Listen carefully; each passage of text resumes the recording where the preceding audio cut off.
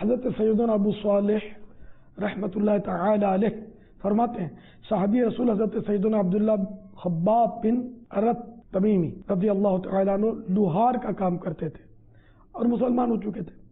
رسول اللہ صلی اللہ تعالیٰ علیہ وآلہ وسلم ان سے محبت فرماتے اور ان کے پاس تشریف لے جاتے تھے۔ اس بات کی خبر آپ رضی اللہ تعالیٰ عنہ کی مالکہ ام انمار کو ہو گئی، لہذا وہ سزا کے طور پر لوہا لے کر دہکاتی اور اسے آپ رضی اللہ تعالیٰ عنہ کے سر پر رکھا کرتی۔ آپ رضی اللہ تعالیٰ عنہ نے بارگاہ نبوی صلی اللہ تعالیٰ علیہ وآلہ وسلم نے فریاد کی، سرکار نامدار صلی اللہ تعالیٰ علیہ وآلہ وسلم نے دعا فرمائی، اے اللہ خباب کی مدد فرما۔ دعا کی قبولیت کا ظہور یوں ہوا کہ آپ رضی اللہ تعالیٰ عنہ کی مالکہ کے سر میں کوئی بیماری ہو گئی جس کی تکلیف کی وجہ سے وہ کتے کی طرح چلایا کرتی تھی۔ کسی نے اسے یہ علاج بتایا کہ اپنے سر کو لوہے کی گرم سلاخوں سے داغو۔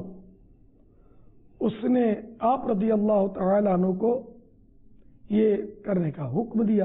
یوں آپ رضی اللہ تعالیٰ عنہ لوہا دہکاتے، گرم کرتے خوب، اور اس کا سر داغا کرتے تھے۔